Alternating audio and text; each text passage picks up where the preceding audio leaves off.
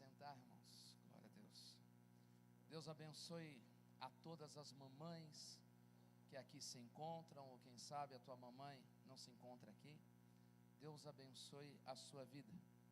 Nem todos nós somos mães, mas todos nós somos filhos de uma mãe. Amém?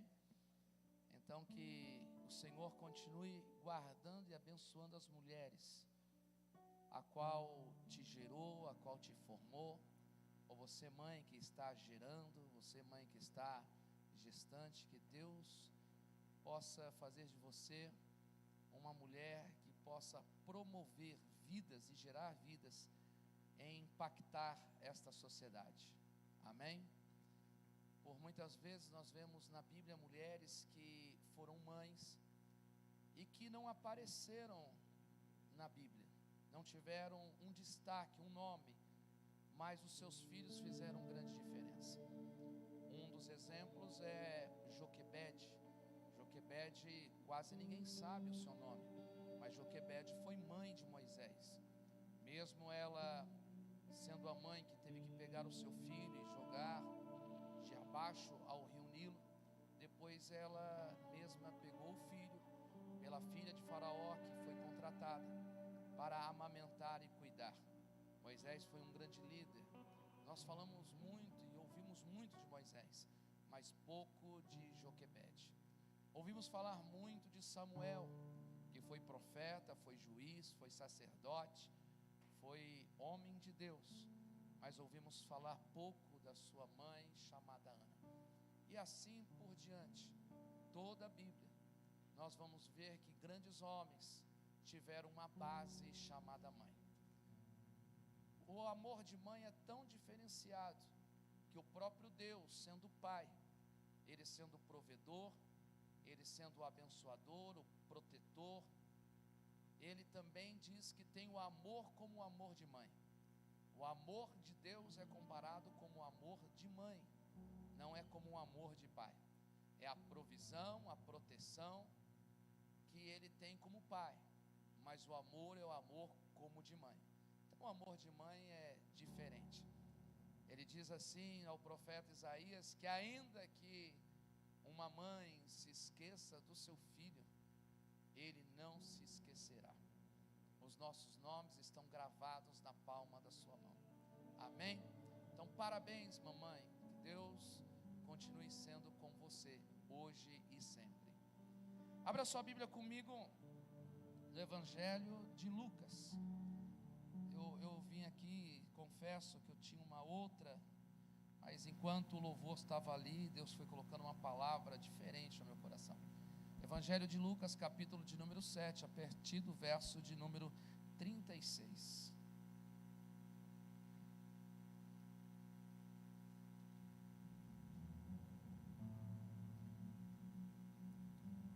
Lucas, capítulo 7, a partir do verso de número 36. Quem achou, diga amém. Amém. Glória a Deus.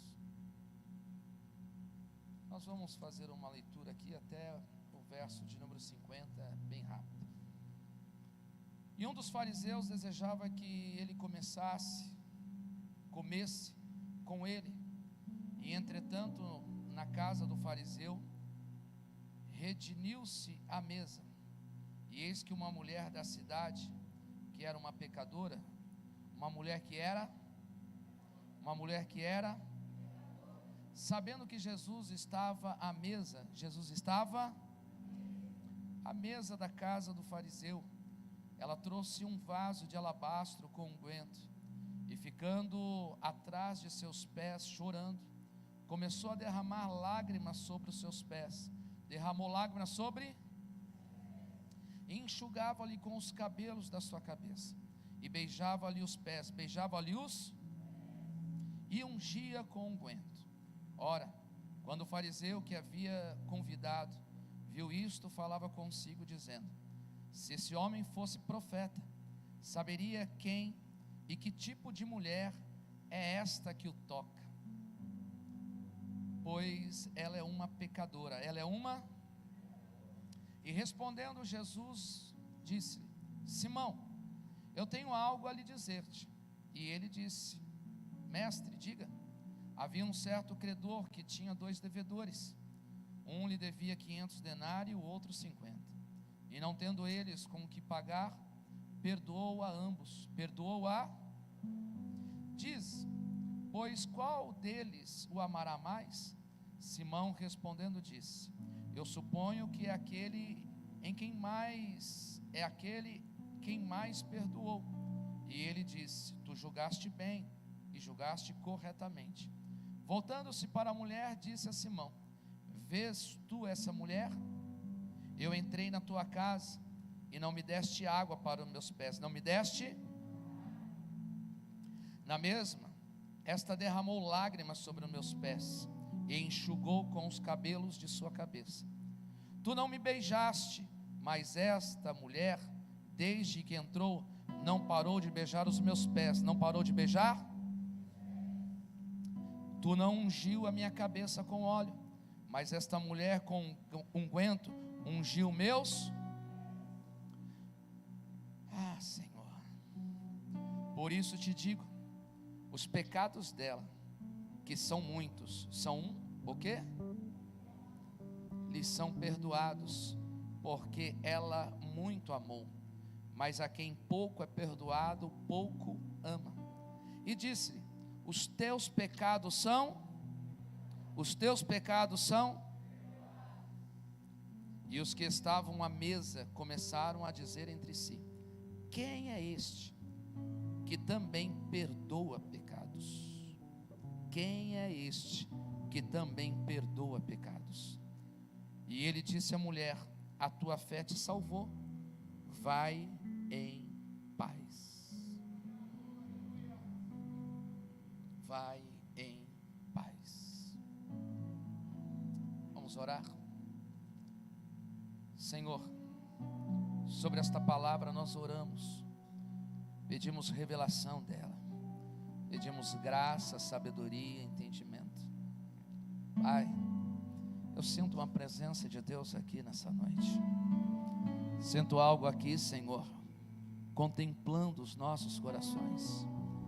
Pai, a presença do Teu Espírito é tão forte aqui nesta noite, que invade a nossa alma e o nosso coração. É capaz, ó Senhor, do nosso coração palpitar mais forte. É capaz de nós podermos ouvir, Senhor, o som da Tua voz.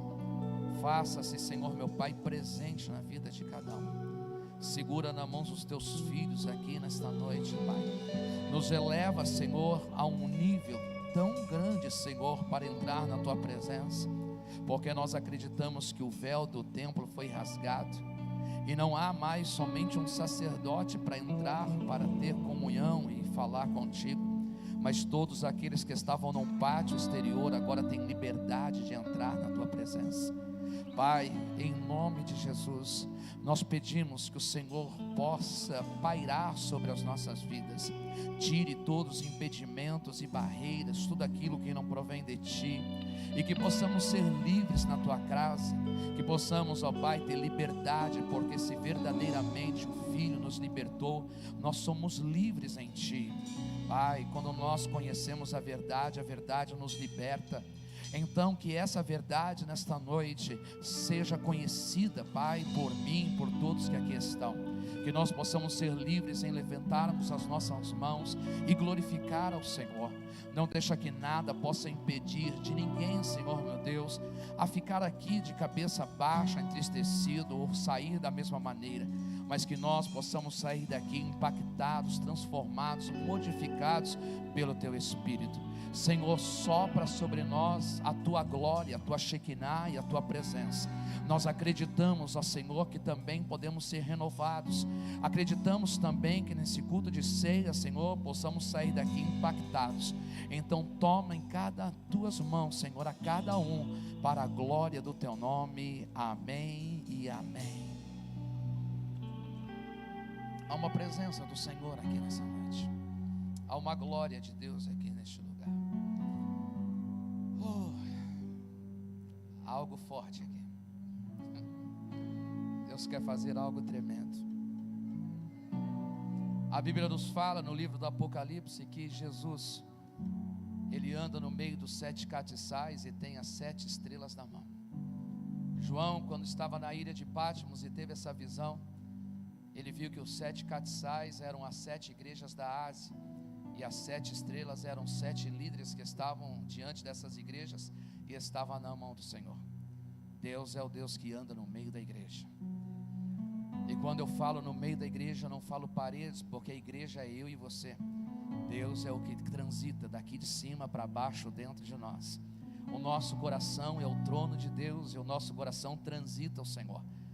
Que nós possamos deixar liberdade, sinal verde para Deus transitar dentro de nós, que Ele possa correr dentro de nós, que Ele possa fazer morada dentro de nós, que Ele possa reinar e governar. Já que o nosso coração é o trono de Deus, que Deus possa se assentar e governar sobre esse trono. Quando Deus governa o nosso coração, Ele vai governar os nossos pensamentos, vai governar as nossas atitudes, vai governar todas as coisas da nossa vida.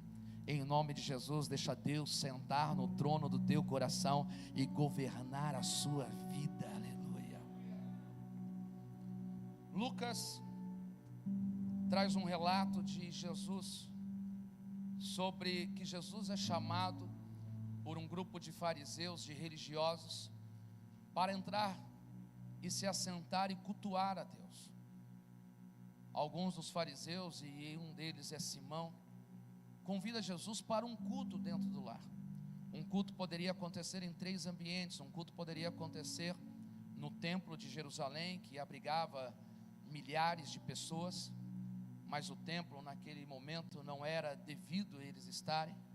Um culto poderia acontecer dentro de uma sinagoga, que já não cabia milhares, mas cabia centenas de pessoas dentro de uma sinagoga. O templo era o lugar onde havia sacrifício. Sinagoga já não poderia ter sacrifício.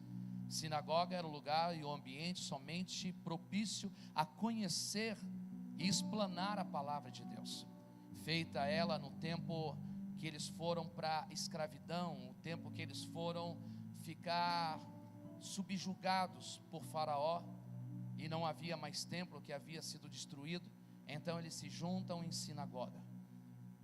Mas outro lugar que poderia acontecer um culto era dentro de casa. Dentro de casa poderia acontecer um culto. Só que dentro de casa não acontecia um culto com 100 pessoas ou milhares de pessoas. Dentro de casa poderia acontecer um culto com algumas pessoas, uma dezena de pessoas. Não poderia ter um culto com menos de 10 pessoas. Teria que ter no mínimo 10 homens, teria que ter no mínimo 10 sacerdotes credenciados acima de 30 anos, que pudessem fazer um culto. Se tivesse 9 homens e tivesse 2 mulheres, ou 3 mulheres, ou 30 mulheres, um culto não acontecia. Num culto a mulher não tinha valor, não tinha somatória para poder fazer um culto. O culto teria que ter 10 homens, que eram judeus, credenciados pelo judaísmo, para que nesse culto houvesse manifestação de Deus, houvesse uma glória, uma Shekinah, uma presença de Deus. Então eles se reúnem diante de uma mesa, e ali estão 10 homens, e essa mesa que eles se reúnem é uma mesa chamada Kiddushá, diferente de Kadosh, que é glória de Deus, é santidade de Deus, é santo.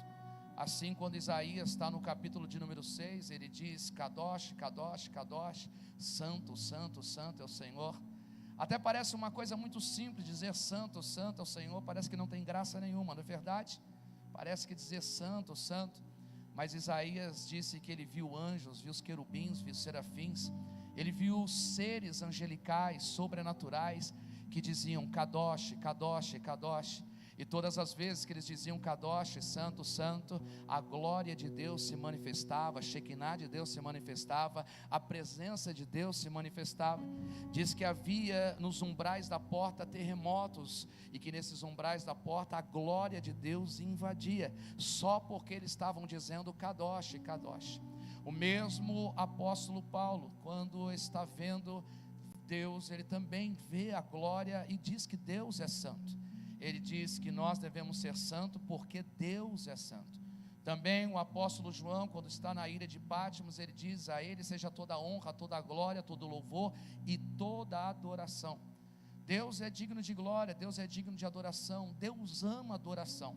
Uma das coisas que talvez não tem graça para mim e para você, mas tem para Deus, é adorar a Deus. Se nós falarmos assim, olha, é dia das mães, é dia dos pais, nós vamos comer uma feijoada como eu comi hoje, que maravilha. Nós vamos comer um churrasco, uma picanha, que maravilha.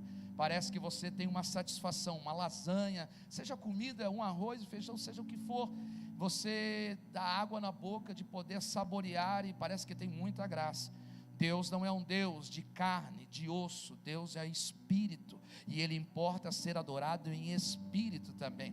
É por isso que eu e você temos corpo, alma e espírito, e quando nós temos espírito, nós temos que adorar a Deus em espírito. E todas as vezes que nós estamos dizendo Kadosh, Kadosh, Kadosh, ou Santo, Santo, Santo, é uma forma de adoração, de reconhecimento que Ele é Rei, que Ele é Senhor, que Ele é Pai da eternidade, que Ele é Príncipe da paz, que Ele é Alfa e Ômega, Ele é o caminho, a verdade e a vida, Ele é o leão da tribo de Judá, Ele é o verbo encarnado, Logos de Deus que veio à existência, é aquele que pisou a cabeça da serpente, Ele é tudo para todos, aleluia. E quando nós dizemos Santo, Santo, Santo, nós estamos dizendo a Ele toda a glória, todo o louvor, e nós estamos rompendo as barreiras e os obstáculos desse mundo físico, porque ninguém pode dizer que Ele é o Cristo se não for pelo Espírito Santo. Ninguém pode dizer que Ele é o Cristo se não for pelo Espírito Santo. Jesus pergunta para os seus discípulos dizendo, quem eu sou? E aí vai Pedro, todo ousado, sanguíneo, colérico, vai dizendo, Senhor, Tu és o Cristo. Ah, Pedro, tu disseste bem, porque ninguém pode dizer que eu sou o Cristo se não for revelado pelo Espírito Santo. Então não tem incrédulo, porque quem é incrédulo não vai dizer Kadosh, Kadosh, Kadosh, Santo, Santo, Santo. É só quem tem o Espírito de Deus que tem condições de dizer Santo, Santo, Santo é Ele. Tem alguém aqui nessa noite? Tem alguém nessa noite aqui com esse Espírito e que entende que Ele é santo e a sua santidade ela deve ser honrada, reverenciada, adorada. E quando nós dizemos santo, a Ele toda a glória, toda a honra, nós estamos adorando e Ele está recebendo como cheiro suave. Você está entendendo? Você pode levantar a sua mão por um minuto e adorar a Ele, adorar a Ele, adorar a Ele na santidade e na beleza da sua santidade. Erga a tua voz, abra a tua boca, porque Ele está à procura de verdadeiros adoradores, e que esses adoradores o adorem em espírito e em verdade, em espírito e em verdade. Enquanto você adora aqui, as coisas podem se mover lá fora. Enquanto você adora aqui, Ele pode trabalhar na tua casa. Enquanto você adora aqui, Ele pode abrir prisões, abrir portas que estão fechadas, como Paulo e Silas estavam adorando na prisão, e quando eles adoravam, as portas se abriram, os umbrais se estremeceram e a glória invadiu.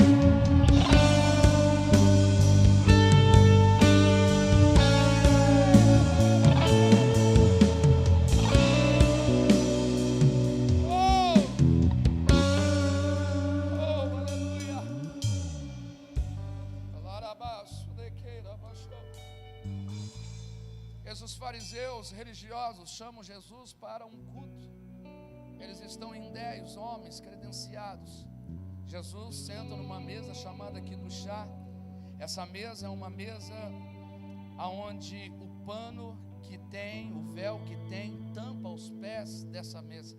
É como se fosse uma mesa dessa, e uma mesa dessa, esse pano está tampando. Nós não estamos vendo os pés da mesa, porque pés na Bíblia sempre fala de santidade.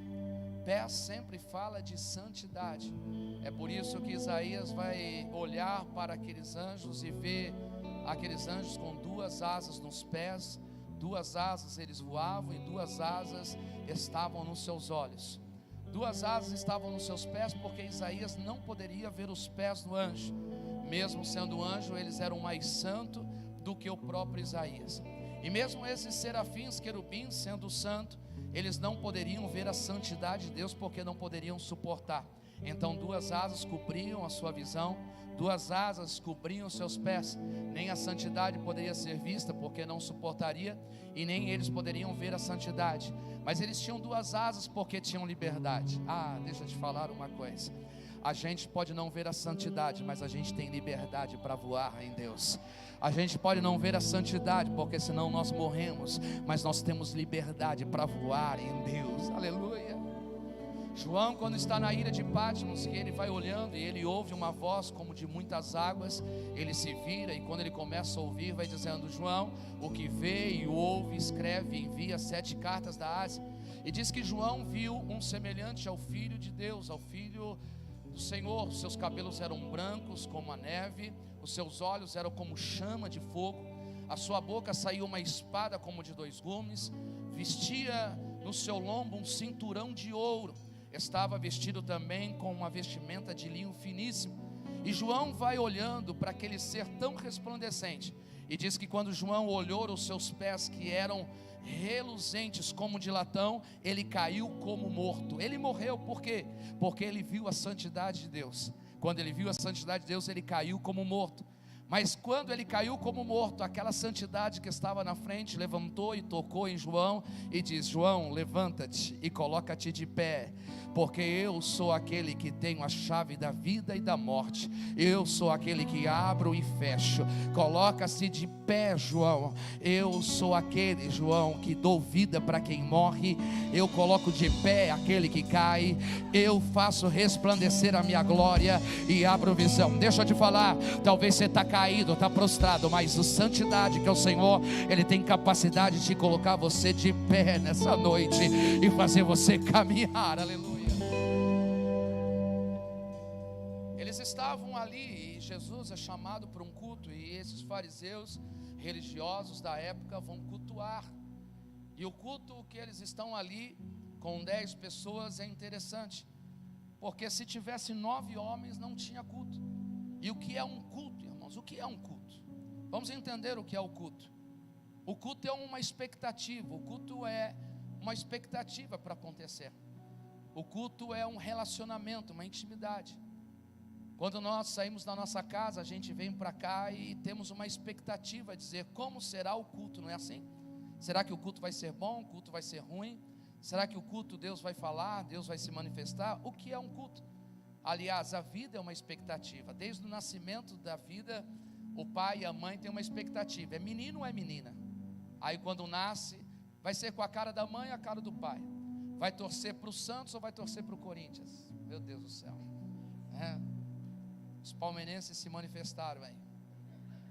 Mas para quem vai torcer?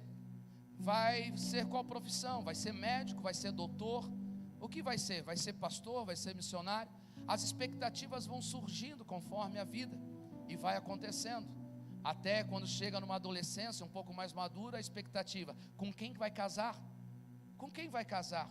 Quem será o companheiro? Quem será a companheira? Casa-se e depois tem a expectativa: vai ter filho ou não vai ter filho? Vai ter um, vai ter 2, não vai ter nenhum? Sempre é uma expectativa, e a vida é uma expectativa, até quando nós chegamos na vida mais avançada, na idade mais avançada, há uma expectativa de dizer: vai morrer e vai para onde? Para onde vai depois da morte? Para onde irá? Sempre há uma expectativa, do começo da vida até o final da vida é uma expectativa. E quando nós entendemos que culto também é um encontro de expectativa, enquanto nós estamos vindo para o culto, e quando nós começamos a congregar, entregamos a nossa vida para Jesus, há uma expectativa: eu vou lá adorar, mas como será? Mas Deus também está numa expectativa dizendo: os meus filhos estão indo para minha casa, como é que eles vão me adorar? Os meus filhos estão indo para minha casa, como é que eles vão fazer? Será que eles vão se prostrar? Será que eles vão se derramar? Será que eles vão declarar palavras de honra, de glória? Ou será que eles vão entrar somente dentro do templo e vão dizer: Senhor, eu quero isso, eu quero aquilo, me ajuda aqui, me ajuda lá? E parece um pendite: pede, pede, pede. É claro que pedir não é errado, irmãos, porque Mateus capítulo 7 diz que aquele que pede recebe, aquele que busca encontra, aquele que bate se abre. Não é errado nenhum, mas um culto é uma expectativa que Deus está lá a ser adorado, porque João capítulo 4, versículo 24, está dizendo que Deus está à procura de verdadeiros adoradores. Eu entendo que quando você está procurando é porque não tem muito, quando você está procurando é porque tem pouco, porque tudo que tem muito você não precisa procurar, tudo que tem muito você tem debalde, e aí tem de sobra, e você não precisa ficar procurando. Mas quando Deus fala que está procurando verdadeiros adoradores, é porque existem adoradores falsos também, que adoram a Deus numa hipocrisia, numa falsidade, e Deus está procurando verdadeiros. Deus está procurando verdadeiros. Verdadeiros é sinceros, sem cera. Sem cera quer dizer sem máscara. Sem máscara é você mesmo, é sincero, é verdadeiro. Deus está procurando os sinceros, os verdadeiros. Aonde estão os verdadeiros? Tem verdadeiros aqui? Existem sinceros aqui. Aqui é o único lugar que você pode arrancar a máscara e ser quem você é. Aqui não adianta se esconder de quem é, porque Ele é onisciente. Antes que venha uma palavra à nossa boca, Ele já sabe o que é que nós vamos dizer. Aqui não adianta se esconder quem é e quem não é. Aqui Ele tem um raio-x. Aqui Ele tem um raio-x de entender quem nós somos. Ele conhece o nosso deitar, o nosso levantar. Ele conhece a nossa estrutura, sabe que nós somos pó. Aqui Ele conhece nós por completo. Até os fios da nossa cabeça são contados e Ele conhece. Ele conhece a nossa estrutura. Tira a máscara, tira a cera. Seja a pessoa mais sincera e verdadeira. Se está doendo, chora. Se está feliz, sorri. Aqui você não precisa mascarar para mostrar para alguém que se você está bem. Aqui seja sincero, você mesmo. Seja sincero. Além de sincero e verdadeiro, seja um adorador. Aleluia. Seja um adorador. Adora quando está chorando, adora quando está sofrendo, adora quando está alegre, adora quando está triste, adora quando está feliz, adora quando tem dinheiro, adora quando não tem dinheiro. Deus não está procurando quem tem dinheiro ou quem não tem dinheiro, quem está bem ou quem não está bem, quem está com saúde ou quem não está saúde. Ele só está procurando sinceros e verdadeiros adoradores. Tem adoradores sinceros aqui nessa noite? Aonde estão os sinceros adoradores nessa noite, que podem adorar a Ele em espírito e em verdade? Adorar a Ele em espírito e em verdade. Aonde estão a esses adoradores nessa noite? Enquanto você adora aqui, há uma expectativa no céu em olhar para a tua vida, olhar para a minha vida, em Ele encontrar os verdadeiros adoradores. E se Deus está à procura, então Ele encontrou aqui. Ele encontrou alguém aqui do seu lado. Ele encontrou alguém do seu lado. Ele encontrou alguém aqui.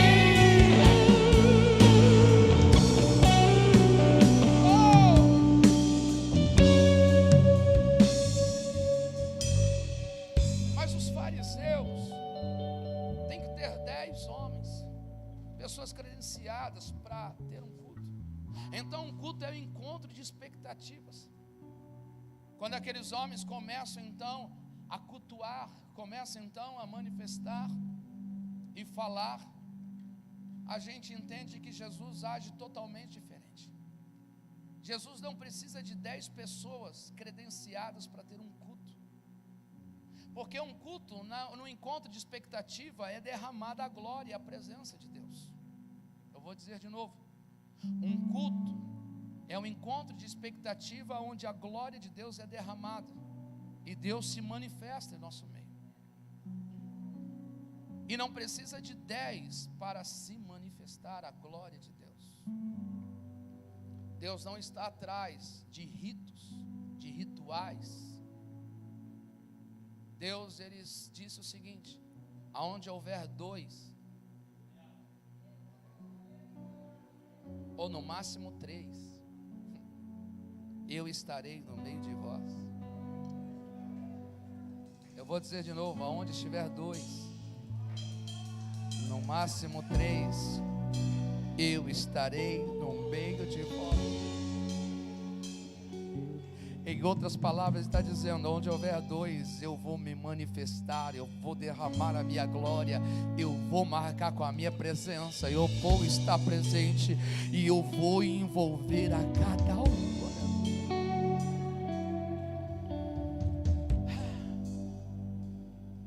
O culto começa, Aquele culto frio, apático, aquele culto aonde os 10 sentam, Jesus senta na cabeceira. E quando Jesus senta na cabeceira, o culto começa. Um ora daqui, o outro canta o hino de lá, e nada acontece. Sabe aquele culto michuruca? Aquele culto frio, apático, gélido.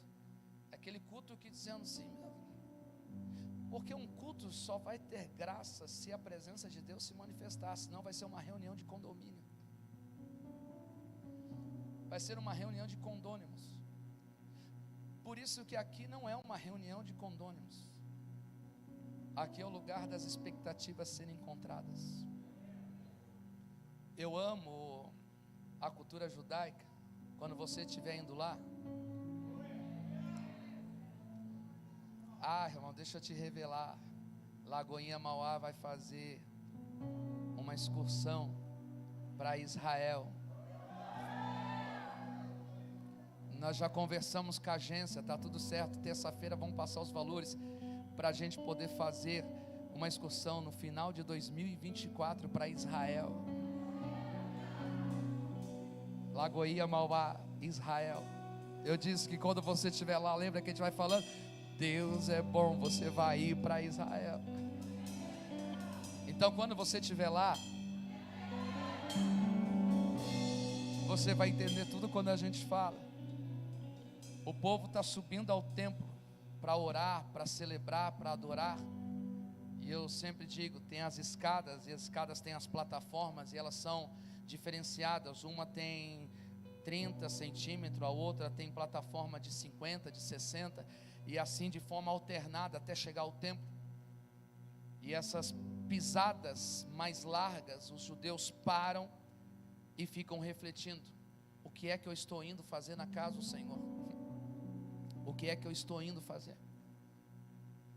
Por 2 ou 3 vezes eles param no meio da escada, na plataforma, para refletir: o que é que eu estou indo fazer na casa do Senhor? Porque lá o culto é um encontro de expectativas. Um encontro de expectativas. Os judeus estão lá e começaram o culto, e Jesus está calado. Jesus não abre a boca para nada. O culto frio, gélido, é quando Deus não fala nada, quando Deus está em silêncio. Só os homens falam, só os homens estão falando. E ouvir homem você ouve na escola, você ouve em qualquer lugar. Aqui quando a gente vem é porque a gente quer ouvir Deus falar também. E eles estão lá, e Jesus de braço cruzado, só ouvindo e não falando nada. O culto está em silêncio, porque aqueles homens estão falando e não estão fazendo nada de diferente. De repente uma mulher lá na porta, com um comportamento totalmente diferente daqueles fariseus que se achavam melhores do que todas as pessoas, se achavam santos e se achavam donos da verdade, e se achavam melhores do que qualquer pessoa, e que estavam mais próximos de Deus, e que nada está acontecendo. Mas de repente uma mulher lá na porta, ela fica sabendo que Jesus está sentado à mesa e que um culto está acontecendo. A mulher não poderia entrar, mas aquela mulher quebra os paradigmas, aquela mulher quebra as regras, aquela mulher quebra tudo aquilo e entra correndo com um vaso de alabastro e um unguento dentro desse vaso. Aquela mulher era uma mulher que vai marcar a diferença e correr até Jesus, aos pés de Jesus. E quando a mulher vem correndo, vem correndo, vem correndo, vem correndo, ela se aproxima de Jesus, ela toca em Jesus, ela quebra o vaso de alabastro, que era caríssimo, e o unguento, aquele perfume que estava dentro, que era de um valor estimável. Ela começa a ungir os pés de Jesus, ela começa a beijar os pés de Jesus, ela derrama lágrimas aos pés do Senhor. E naquele momento que derrama lágrimas aos pés do Senhor, o santarrão que está sentado à mesa, que que se acha dono, que não tem erro, que não tem falha, que não tem pecado, começa a pensar: se esse homem fosse profeta, ele saberia quem está tocando nele. Irmãos, oh meu Deus do céu, uma mulher, além de ser mulher, é pecadora, diferente, mas ela quebra as regras e os paradigmas e corre para a mesa. Se o meu Jesus está lá e eu sou pecadora, eu não vou contaminar ele, mas a santidade dele vai me purificar. Pode ser que qualquer pecador que chega até Jesus não contamina Jesus, mas ele é limpo quando toca em Jesus, porque a santidade é maior do que a impureza. Porque a luz, aonde tem luz, as trevas não existem. E toda impureza pode ser trevas, e quando a luz brilha, a impureza vai embora e as trevas vão embora. Entenda uma coisa: quando aquela mulher entra, ela chama atenção, porque ela faz o que ninguém fez. Quando aquela mulher entra correndo, ela faz o que ninguém fez. E quando ela faz o que ninguém fez, a gente vai ouvir no texto que Jesus começa a se manifestar e começa a falar. O culto começa a partir daquela hora. O culto que estava gélido, frio, não veio pela santidade daqueles religiosos, mas o culto começa a se manifestar, a expectativa por alguém que faz algo diferente e corre aos pés de Jesus, algo que do coração e com a alma, e se ajoelha e se lança aos pés dele, quebrando todos os paradigmas. Deixa eu dizer, a expectativa que Deus queria faz alguma coisa diferente para que eu possa se manifestar e possa abrir a boca e as coisas acontecerem. Enquanto a gente vir com cara lavada, achar que nós somos anjos, ou somos querubins ou serafins, e somos santos e somos os melhores da vida, o culto será frio, apático. Porque que muita gente fala assim: a igreja parece que quando vai crescendo, a igreja vai ficando fria. É porque tem gente que vai se achando que é melhor do que os outros e já está num nível de santidade. E porque que a igreja, quando está na comunidade, parece que a glória de Deus se manifesta? É porque as pessoas, quando estão na comunidade, elas entendem que são pecadoras, simples e humildes, e elas fazem o que ninguém faz, e a glória de Deus se manifesta. Mas deixa eu dizer, o Deus ainda é o mesmo, e Deus não mudou. Deus quer quebrantar fariseu, Deus quer se levantar para pecadores e dizer: eu quero me manifestar no culto, e eu quero falar com você.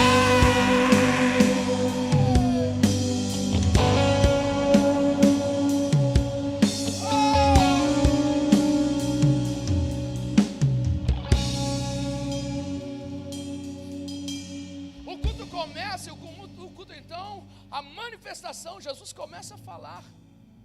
Quando é que Deus se manifesta no culto? Quando nós vamos fazer o que ninguém faz, quando nós vamos ter atitude que ninguém teve, quando nós não formos Maria com as outras, dizendo: se ele não está fazendo, eu não vou fazer. Se ele não está dando glória a Deus, eu vou ficar quietinho também, não vou dar glória a Deus. Mas quando a gente faz algo diferente e que surpreende Deus, irmãos, Deus se manifesta dizendo: filho, o culto vai acontecer quando você me surpreender. Então eu vou me levantar e vou manifestar a minha glória, a minha presença. Eu vou encher, e aí você vai ouvir a minha voz. Jesus então se levanta e vai falar para os fariseus: olha, vou contar uma parábola. Tinha duas pessoas que deviam, uma devia 50, a outra devia 500. E o credor perdoou a dívida dos dois. Qual dos dois foram mais amados?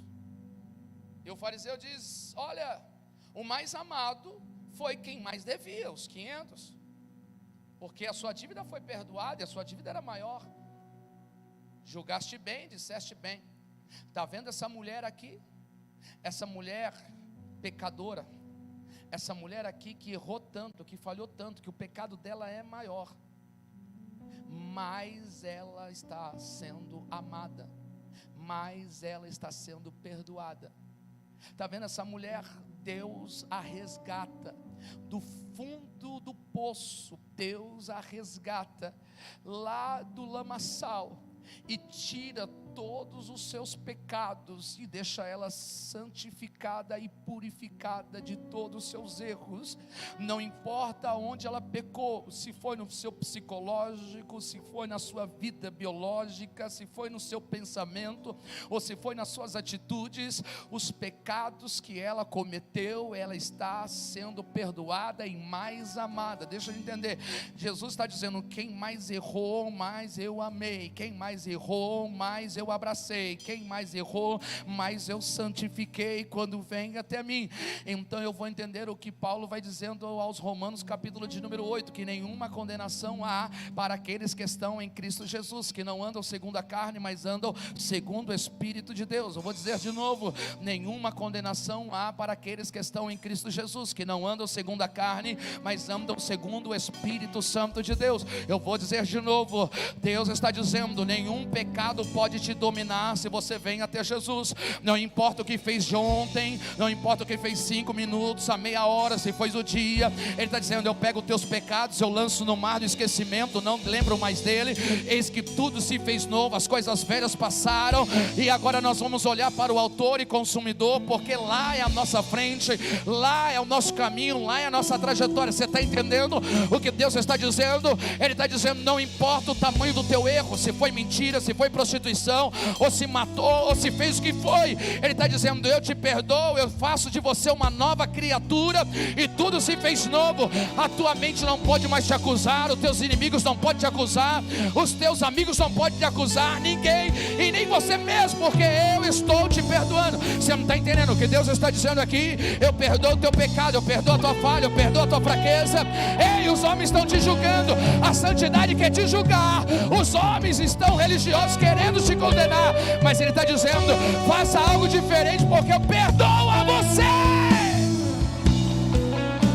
Só quem é perdoado entendeu. Levante a tua mão e adore a Ele nessa noite. Adore a Ele nessa noite.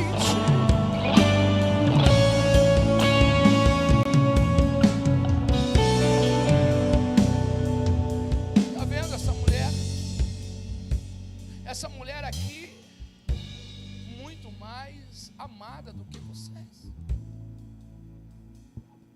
Há uma geração de religiosos que apontam o dedo. Há uma geração de religiosos que apontam o dedo nos erros e nas falhas. Me faz lembrar o livro de 2 Samuel, capítulo de número 9, quando o rei Davi chama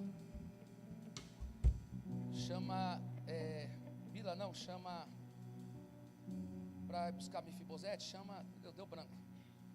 Ziba. É tanto nome, irmão, para gravar tudo. Às vezes confunde, às vezes você fala que um está na árvore, depois descer. Ziba.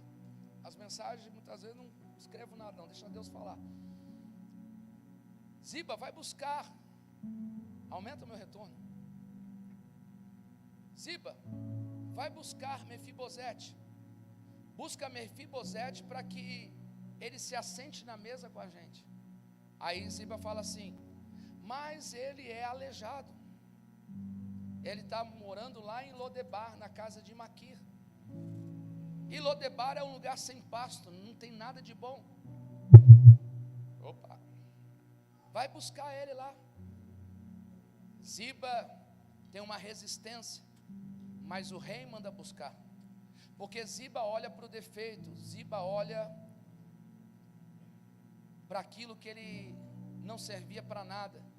Como é que alguém com defeito vai vir para a casa do rei e se assentar? Vai lá, Ziba. O rei chama a mesa e está dando uns glória aí. O rei chama a mesa mesmo que tem defeito, porque não precisa ficar apontando. Quando o rei manda chamar, acabou. Porque quando Mefibosete se assentar na mesa, todo mundo vai ser igual. Os defeitos vão estar debaixo da mesa cobertos. E ninguém vai ser diferente um do outro, todos são iguais. Vai chamar Mefibosete para se assentar à mesa. Tem muita gente que impede de Mefibosete vir para a mesa e se assentar. Mas quando o rei chama para vir se assentar como filho, ele está dizendo: não importa o teu defeito, quando eu peço para você vir se assentar à mesa, você vai ser igualado como filho, e ninguém vai ver o teu defeito. Na presença de Deus, Deus não está apontando os nossos defeitos. Na presença de Deus, Deus só vê quem é filho e quem não é filho. Oh, meu Senhor. Jesus olha para Simão e está dizendo: está vendo essa mulher? Não parou de beijar os meus pés, não parou de lavar os meus pés, não parou de ungir os meus pés. E quando eu entrei aqui, nem ósculo santo vocês me deram. Em outras palavras, Jesus está falando: quando eu entrei aqui, vocês não me beijaram. Quando eu entrei aqui, vocês não lavaram os meus pés. Quando eu entrei aqui, vocês não me ungiram. Todo visitante em Israel não tinha asfalto, era só terra. Então todo visitante que entrasse na casa de alguém, ele teria uma recepção diferenciada. Se entrasse um sacerdote na casa de qualquer pessoa, o sacerdote teria que receber um beijo, ósculo santo. Se a pessoa que estivesse recebendo o sacerdote fosse menor na hierarquia do que um sacerdote, ele deveria beijar a face, o rosto do sacerdote. Todas as pessoas que entrassem e fosse igual ou abaixo, beijava o rosto do sacerdote. Mas se alguém estivesse entrando e fosse um profeta, não era o rosto que era beijado, o profeta era beijado na mão. A mão deveria ser beijada. Mas se quem estivesse entrando não fosse um sacerdote, não fosse um profeta, fosse um rei que estivesse entrando na casa, o rei era beijado nos pés. Segura o que Deus vai falar. Era 3 tipos de beijo. Beijo no rosto era a questão: você é igual a mim, ou eu sou menor que você. Beijo no punho é reconhecimento que você é um pouco mais do que eu, e eu tenho que me encurvar para beijar o seu punho. Beijo nos pés, eu tenho que me ajoelhar aos seus pés e reconhecer que você é autoridade sobre a minha vida. E Jesus falou: desde que eu entrei aqui, vocês não me deram o ósculo santo, não me beijaram. Além de beijar, vocês não me ungiram. Porque todo aquele que entrasse e fosse reconhecido como sacerdote, como profeta ou como rei, ele era ungido na orelha, ou então ungido no dedo do pé e ungido no dedo da mão. Era uma gota. Vou dizer de novo, era quanto? Uma gota era ungida na orelha, no dedo do pé e no dedo da mão. E quando eu entrei aqui, vocês não me ungiram. Todos que entravam teriam que ter os seus pés lavados numa bacia, porque estava palmilhando e caminhando mediante a terra e cheio de pó. Então teriam uma bacia para lavar os pés como boas-vindas. E desde quando eu entrei aqui, vocês não lavaram os meus pés, não me beijaram e nem me ungiram. Em outras palavras, Jesus está dizendo: eu me assentei com vocês na mesa, e vocês não me reconheceram como sacerdote, não me reconheceram como profeta, e muito menos como rei. Mas essa mulher, quando entrou correndo, ela não parou de beijar os meus pés, ela não parou de ungir os meus pés, ela não parou de lavar os meus pés com as suas lágrimas. Em outras palavras, vou aqui decodificar para você entender, porque acho que ninguém entendeu, porque senão já tinha dado glória a Deus. Você já pegou? Mas tem gente que não pegou e eu vou falar aqui. Vou rasgar e falar o verbo claro para você entender. Jesus estava falando assim: vocês não me reconheceram como um sacerdote, nem como um profeta e nem como rei. O sacerdote na hierarquia é menor do que o profeta. O profeta é menor do que o rei. E o rei é maior do que todos. Acima do rei não tem mais ninguém. O rei não tem lei. O rei é acima de todos. Jesus está falando: quando eu entrei aqui, vocês não me reconheceram nada. Mas essa mulher que é pecadora, essa mulher que é uma pecadora, ela entrou aqui e ela reconheceu que eu sou Rei dos reis e Senhor dos senhores, porque ela está beijando os meus pés, porque ela está lavando os meus pés, porque ela está ungindo os meus pés, porque ela se ajoelhou e ela reconhece que eu sou a maior autoridade na vida dela. Ela reconhece que eu tenho poder para perdoar, ela reconhece que eu tenho poder para salvar, ela reconhece que eu posso modificar a história dela, ela reconhece que eu posso absolvê-la, ela reconhece que eu posso determinar todas as coisas da vida dela. Então Jesus se levanta e começa a se manifestar no culto, porque ele é reconhecido como o Rei dos reis e Senhor dos senhores. Se você entende que ele é Rei dos reis e Senhor dos senhores, levanta a tua mão e adora.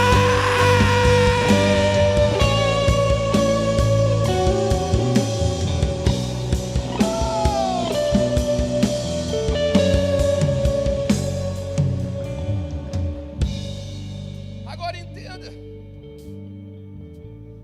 que Jesus, escute essa, irmãos, terminei ainda não. Quando Jesus vê isso e fala para eles que essa mulher reconhece, Jesus está sentado. Dá uma cadeira para mim, por favor. Jesus está sentado, o culto está acontecendo. Essa mulher vem correndo e veio aos pés. Eu disse que o culto é um encontro de expectativas. Na mesa está tudo frio, porque está no nível de todos ali se olharem, tudo gélido. Jesus não faz o culto no nível da mesa. Jesus se levanta, afasta a cadeira e ele desce para cultuar com a mulher debaixo da mesa.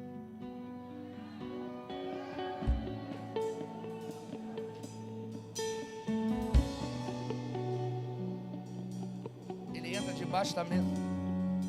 Deixa eu falar uma coisa. Quando a gente faz algo que surpreende Deus, Deus desce para cultuar conosco aqui embaixo. Eu vou dizer de novo: quando Deus, nós somos e atingimos a expectativa de Deus, Deus desce desse trono e Ele vem até a terra para cultuar Deus com a gente. Eu estou dizendo, Deus desce para cultuar. Ele sai do nível da religiosidade, ele sai do nível de homens e vai para debaixo da mesa, porque na mesa tem santidade, os pés da santidade, e a santidade acontece a adoração e acontece o culto. É debaixo da mesa que ele entra, e quando ele entra debaixo do culto, ele desce. Você quer que Deus desce nessa noite aqui? Você quer que Deus desce para cultuar? Desce na presença dele.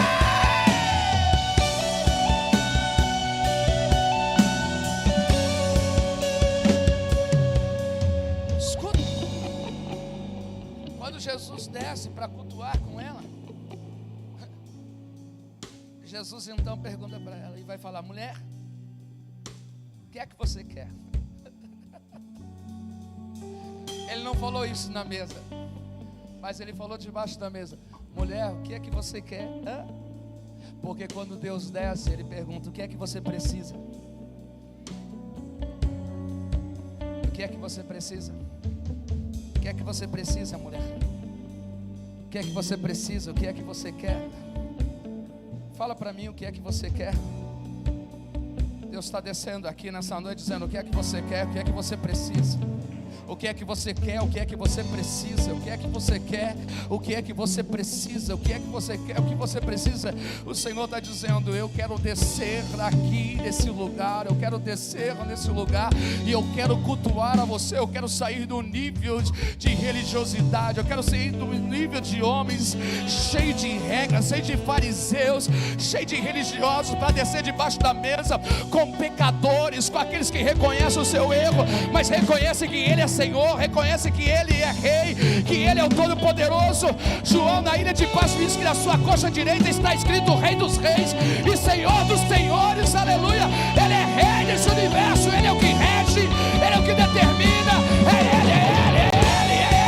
Ele desce a mesa.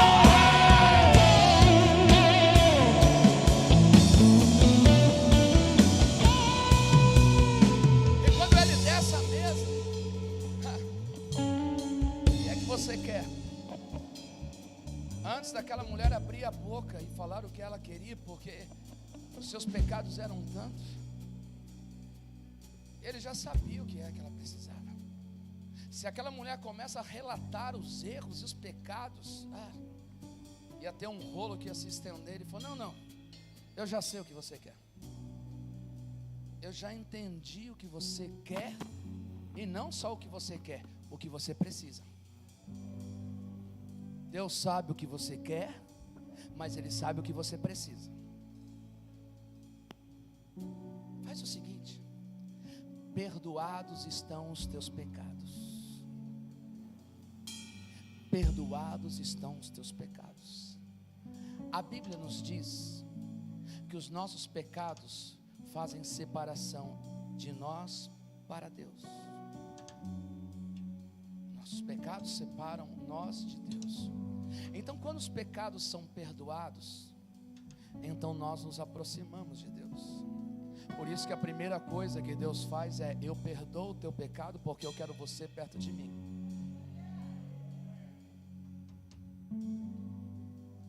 Mas eu fiz tanta coisa. Ele não está perguntando o tamanho, Ele está dizendo: eu te perdoo. Eu perdoo.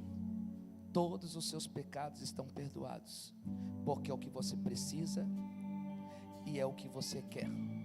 Entenda, o que é que você quer nessa noite? Ele está dizendo: eu faço. O que é que você precisa? Eu te dou. Diga para esse irmão que está do teu lado assim, com voz de profeta: Deus te dá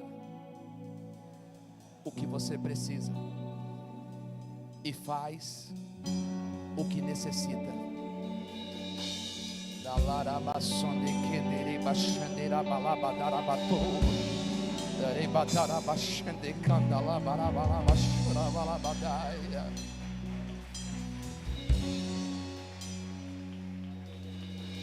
Se coloque de pé.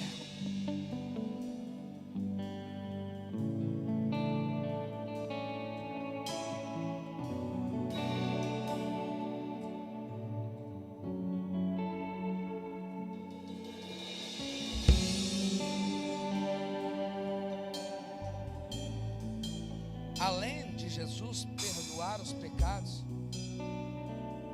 Ele fala: a tua fé te salvou. Volte em paz para sua casa, porque você alcançou salvação.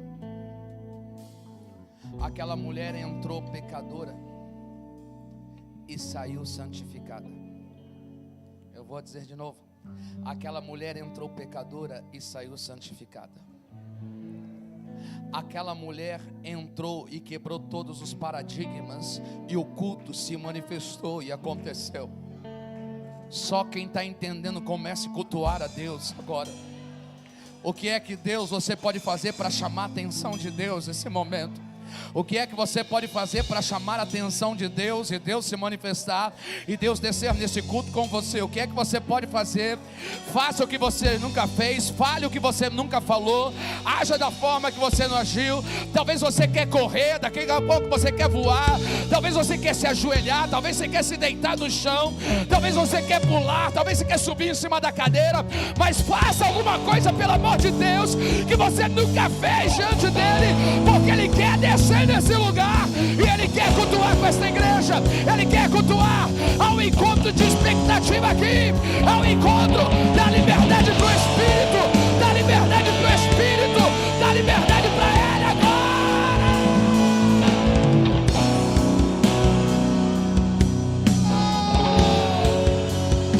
Adora, adora, adora, adora, adora, adora, adora.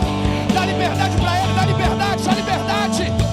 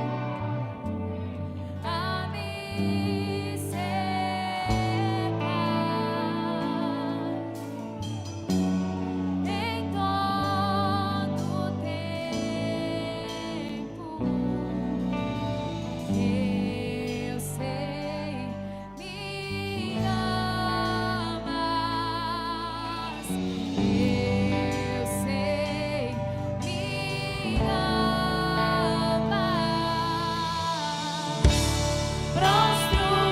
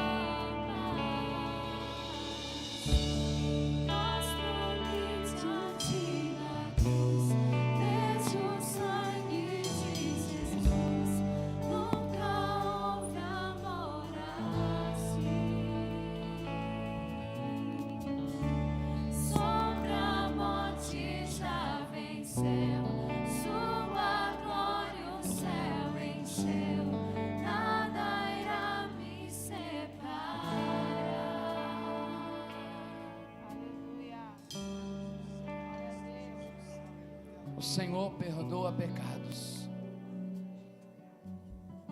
Deixa eu definir para você em menos de um minuto o que é pecado. Pastor, o que é pecado? Muitas vezes as pessoas fazem uma lista: não, não, não, sim, sim, sim, isso pode, não pode. Guarde o que eu vou falar, porque pecado é um conceito. Pecado, primeiro, se você fizer algo para você mesmo e se prejudicar.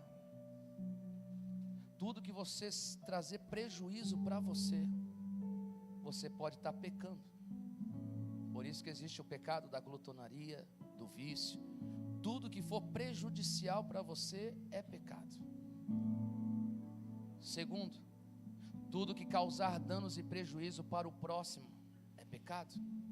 Você denegrir a imagem do próximo, você roubar, matar, tudo que trouxer prejuízo, danos, prejuízo para o próximo é pecado. Terceiro, tudo que tira Deus de primeiro lugar da sua vida e coloca Deus como segundo plano é pecado. Você entendeu? Eu não preciso te dar uma lista do que é, do que não é, do que pode ou deixa de ser. Tudo que causar prejuízo para você, para o próximo, e tirar Deus como primeiro é pecado. Bem simples, irmãos. A religiosidade coloca uma lista de isso sim, isso não, a sua própria consciência. E deixa eu te falar que se você pecar, não é o diabo que te acusa. Quando a pessoa peca, o diabo não acusa ninguém. Ah, eu pequei, o diabo me acusou. Ele não está nem aí, nem quer acusar, irmãos. Quando você peca, quando você erra, o Espírito Santo de Deus te constrange. Porque o Espírito Santo quer que você se arrependa e reconheça para voltar, porque o pecado causa prejuízos e danos. Então não é o diabo que acusa, é o Espírito de Deus que constrange para o arrependimento, porque o diabo não quer que ninguém se arrependa. Ele vai acusar na mente de alguém que errou? Para ele todo mundo continue. Por que quem não tem Jesus não se arrepende, não sente o peso do pecado lá fora? Porque não tem o Espírito Santo. Então se você sente que o Espírito de Deus, se você sente acusado, não é acusação, é constrangimento do Espírito a fazer você voltar. O prejuízo não é de Deus, o prejuízo é meu e seu. E nessa noite ele está dizendo: se você errou contra você, se você errou contra o próximo, ou se você tirou Deus de primeiro lugar e colocar a tua confiança em outras coisas em primeiro lugar, ele está dizendo: se reconhecer, eu te perdoo agora. Agora. O que aquela mulher tinha pecado é porque ela tinha errado com ela, com o outro e com Deus, e houve perdão imediato. Os homens não perdoam imediato, colocam um tempo, mas o perdão de Deus é imediato, é agora. Os homens dizem: daqui um mês, daqui 15 dias, daqui 30, não. Deus é agora, é já. Nada te impede a você tomar essa ceia hoje para a glória do Senhor. Não deixa que nada te impeça e você ter comunhão. Pastor, eu falhei, eu errei. Ele disse: eu perdoo você. Não há nada que Deus não possa perdoar. A única coisa que Ele não perdoa é blasfêmia contra o Espírito. O que é blasfêmia contra o Espírito? É o pecado sem perdão. Por quê, pastor? O que é blasfemar? Deixa eu tirar outra dúvida de você. E se você quiser aprender, você vem de segunda-feira estudar 7h30, de quarta-feira 8 horas e sábado 3 horas da tarde. O que é blasfemar contra o Espírito? Blasfemar contra o Espírito não é se revoltar contra Deus. Blasfemar contra o Espírito é não ter arrependimento do erro. É experimentar Deus e depois dizer: eu não quero Deus, eu não aceito, eu não reconheço, eu não quero mais Deus. Blasfêmia contra o Espírito é não querer mais Deus, ter experimentado de Deus, depois não querer mais viver em Deus. Isso é blasfêmia. Só não tem perdão porque não tem arrependimento. Isso é blasfemar. É errar e não se arrepender. Mas nessa noite ele diz: este é o meu pão, o meu corpo, que foi partido por vós. Este é o meu corpo que foi partido por vós. Eu quero perguntar se todos pegaram aqui. Tem alguém que ficou sem pegar? Levante a sua mão.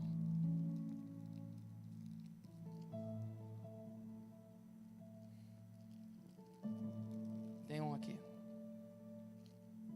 Nada e ninguém pode nos impedir de participar desta ceia. Nós estamos reconhecendo o sacrifício de Jesus na cruz do Calvário, o seu amor imensurável, o seu amor extraordinário. Paulo vai dizendo em 1 Coríntios capítulo 11, a partir do verso 23: porque eu recebi do Senhor o que também vos ensinei, que na noite do Senhor Jesus, ele foi traído, e ele tomou o pão, e ele partiu, e ele disse: este é o meu corpo que foi partido por vós, fazei isto em memória de mim. Podem todos participarem.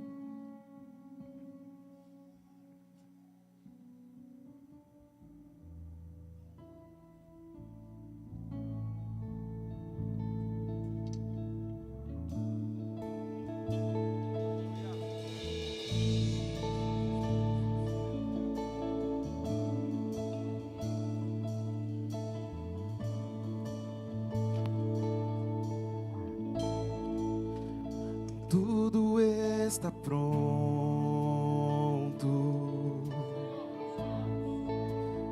mesa, pão e vinho, lâmpadas acesas. Ele vem, Ele vem.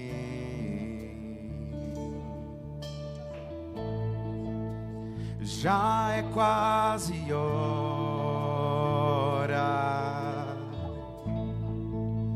ainda estou queimando,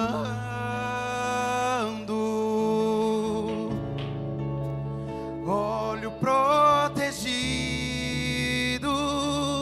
Ele vem, Ele vem, Ele vem. Ele vem,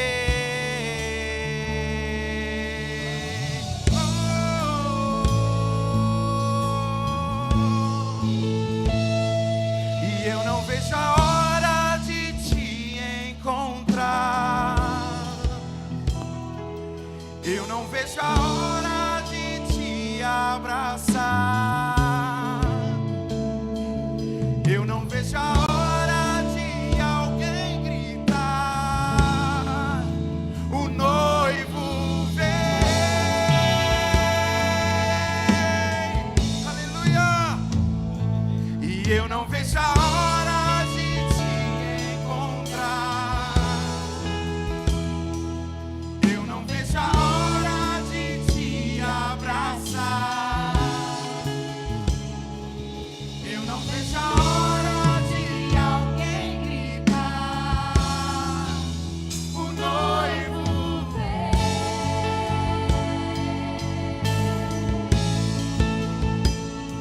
E eu não vejo a hora de te encontrar. Eu não vejo a hora de te abraçar. Eu não vejo a hora de alguém gritar: o noivo vem.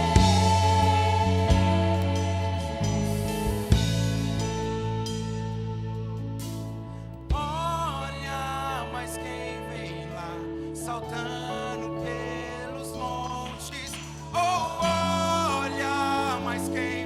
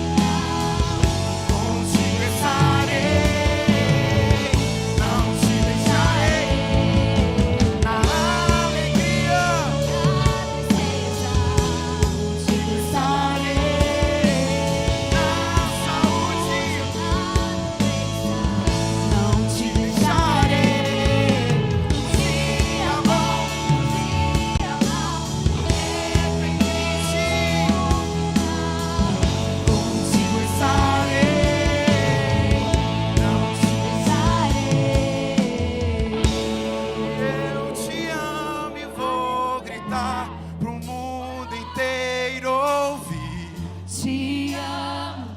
Aleluia, rega a sua voz. Te amo. E eu te amo e vou gritar pro mundo inteiro ouvir.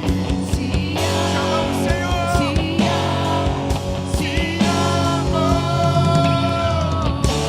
E eu te amo e vou gritar pro mundo inteiro ouvir. Te amo, Te amo. te amo. E eu te amo e vou gritar.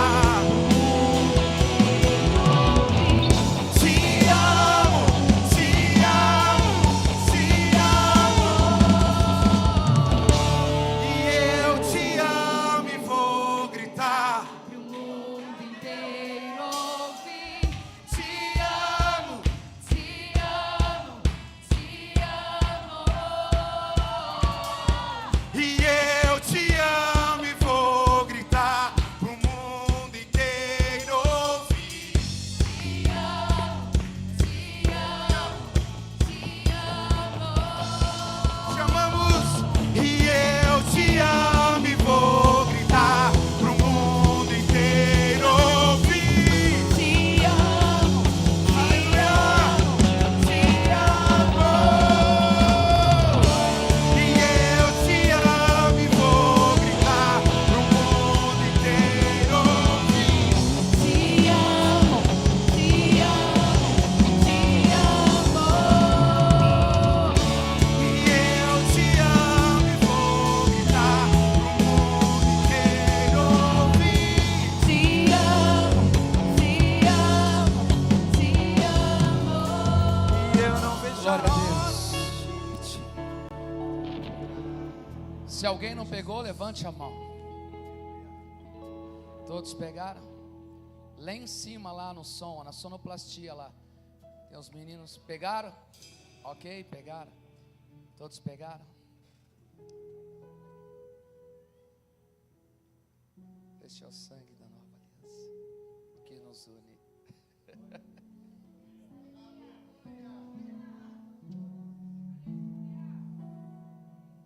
Glória a Deus. Na noite que Jesus foi traído, se eu e você tivermos uma noite que a traição chegar, irmãos, a gente não quer saber de nada. A gente quer simplesmente correr ou se trancar no quarto. Não sei se você já passou por uma traição, talvez de um amigo, de uma amiga, ou de alguém da área sentimental.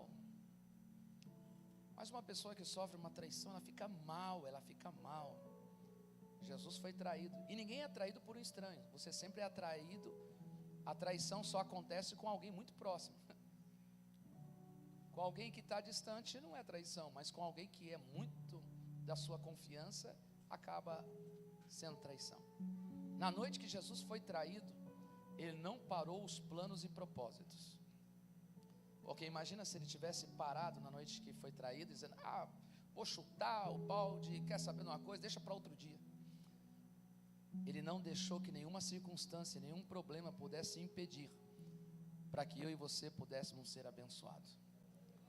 Não deixe que nada paralise o seu propósito, porque o resultado no dia de amanhã você vai colher.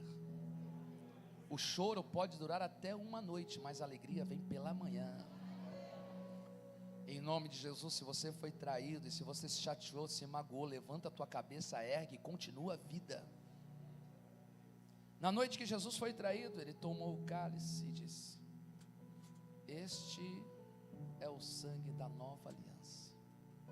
Fazei isto em memória de mim, até que eu venha. Podeis todos participarem.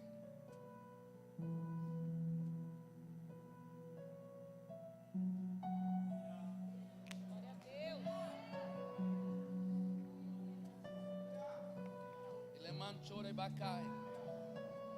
Ele mandara baixo dele baixo de que ele balabacou. Ela mandara baixo dele baixo de candere balabadai. Ora baixo dele baixo dele candara balabadara balabade. Ele